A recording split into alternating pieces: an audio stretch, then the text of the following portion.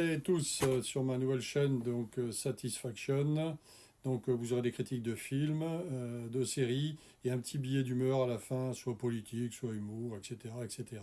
Alors on commence par Chien 51 qui est sorti il y a quelques temps. Donc vous voyez la superbe affiche derrière, hein. Euh, voilà, donc réalisé réalisateur c'est Cédric Jiménez. Donc, ce réalisateur, donc avec les acteurs, donc ce réalisateur avait déjà fait, donc comme vous voyez là, Bac Nord et Novembre. Il a tourné donc acteurs principaux Gilles Lelouch, Adèle Exarchopoulos, acteurs principaux aussi, et Romain Duris, donc au ministère de l'Intérieur. Donc lui il est en roue libre totale, hein. Bon, alors le synopsis très rapide, relativement simple. Un film sur les drones. Non, non, c'est pas ça. Non, non, bon, c'est dans un futur proche. Paris donc a été divisé en trois zones qui séparent les classes sociales. Il y a l'intelligence artificielle, hein, qui s'appelle Alma, qui a révolutionné le travail donc de toute la police, jusqu'à que son inventeur soit assassiné et que Salia, jouée par Adèle Exarchopoulos, et Zen, donc joué par Gilles Lelouch, forment un couple de policiers très, très différents, hein, vraiment très différents, les deux, quoi, tous les opposent, hein. Ils sont forcés de collaborer pour mener l'enquête. Bon, voilà, après l'enquête est lancée, donc c'est de la science-fiction, je rappelle. Voilà, alors le film en lui-même a été très bien vendu.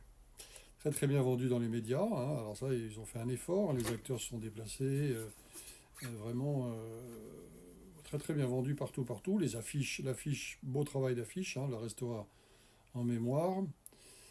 Mais bon, comment vous dire, pour commencer, c'est un film qui est bourré de clichés de rappels cinématographiques. Pour ceux qui ont une certaine culture cinématographique, un jeune ou ancien, ça n'a rien à voir. C'est bourré de clichés. Alors, premier cliché, Blade Runner, hein, Blade Runner, on voit les petites échoppes chinoises avec les Chinois qui vendent du riz, qui mangent du riz, la pluie qui tombe, qui sointe. Donc ça, c'est Blade Runner, plein pot. On voit le méchant habillé tout en noir avec un col relevé, qui lui fait penser à Highlander. Hein, c'est évident, hein, c'est Highlander. La coiffure de la charmante Adèle Exarchopoulos, bah, Nikita, hein, de Anne Parillo, par certains côtés, hein. Voilà. Et puis bah, alors, les cheveux blonds de Gilles Lelouch, n'en parlons pas, hein, hein, c'est Subway, hein, Luc Besson. Donc voilà, donc bon, c'est vraiment bourré de clichés. Quoi vous dire d'autre? Bah si, quand même, que bon, il y a beaucoup de drones, hein, c'est partout des drones, voilà. Les scènes d'action sont pas trop mal, hein, mais bon, c'est un film qui, pour résumer encore et accentuer le trait, Cédric Jiménez, il a le melon, quoi. Après avoir réalisé deux films, donc Bac Nord et Novembre, qui étaient très terre à terre, des sujets très actuels, qui ça se tenait, hein. Novembre, c'était un peu mou de la feuille, hein. Bon, Bac Nord, c'était bien quand même, hein, c'était bien tenu. Mais bon, pour en revenir à Chien 51, c'est s'embête, quoi, hein. Alors d'abord, Gilles Lelouch, bon, acteur très très moyen quand même, hein. Il a l'impression qu'il sort d'un café avec la main dans la poche pendant tout le film, hein. Il se balade, il se promène, les émotions sont. On a l'impression qu'il joue en interne, genre acteur studio, il se la pète en Harrison Ford, mais bon, c'est ridicule, hein, totalement ridicule, hein. Oh là. C'est vraiment un acteur assez moyen, hein, qui est bon dans des comédies françaises. Il faut qu'il reste dans les comédies françaises, il faut pas aller trop loin quand même, hein, parce que là, ça déborde, hein. Ensuite, l'actrice Adèle Exarchopoulos, bah elle sauve un peu le film parce qu'elle est vraiment excellente, elle est concentrée, elle est à fond dedans, elle a un regard vraiment poignant. Elle est vraiment bien. Alors là, elle sans faute, hein, 100%, hein, 10 sur 10 pour elle. C'est la seule qui sauve le film, je trouve. Et puis Cédric Jiménez, le réalisateur, bon bah lui, c'est clair, il se prend pour Luc Besson, hein, sauf qu'il lui arrive même pas à l'orteil, même au demi de l'orteil. Voilà, donc tout le monde n'est pas Besson, qui a vendu des films à des millions de spectateurs en Amérique, en Europe, partout, qui a fait les plus grands films de SF français, qui tenait la distance aux Américains. Mais le pauvre Cédric Jiménez, bon, on en a eu comme ça dans le cinéma français, des metteurs en scène français qui voulaient vraiment aller au-delà, qui voulaient franchir un cap dans un genre qui est le genre maître du cinéma américain. Et là, non, il faut s'accrocher, il faut vraiment travailler comme un malade, comme Luc Besson il faisait. Voilà, lui, on sentait qu'il travaillait, qu'il ne se foutait pas de la gueule du monde. Mais là, Cédric Jiménez, non, c'est bricolé, quoi. C'est pas. Non, c'est pas terrible, hein. Pas terrible. Donc voilà, donc la note. Là, bon, la note sur 10. Moi, je donne pas la moyenne, hein, je donne 4 sur 10. Non, non, c'est très décevant. Pas bon du tout. Voilà. Bon, bah, bien sûr, ceux qui ont aimé, bon, dites-moi, envoyez-moi vos posts, vos avis. Allez-y, n'hésitez surtout pas à argumenter, surtout, hein, pas de argumenter, mais bon, le reste, voilà, j'attends vos avis, hein. Hein, vous aurez tout ce qu'il faut à la fin. Voilà, je vous laisse. Donc, on se retrouve toutes les semaines avec un nouveau film ou une nouvelle série. Et puis un billet d'humeur que vous aurez là juste tout de suite après, très court. Portez-vous bien. Salut, ciao à toutes et tous.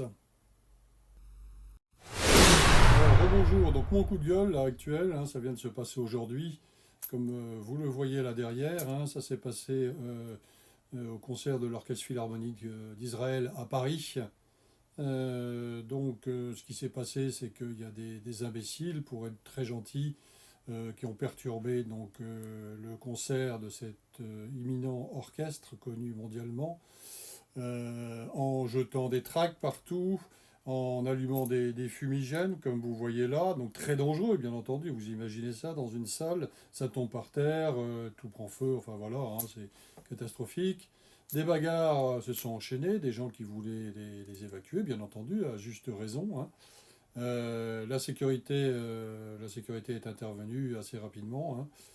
Et finalement, ça a pu se dérouler correctement sous les applaudissements du public très nombreux, hein.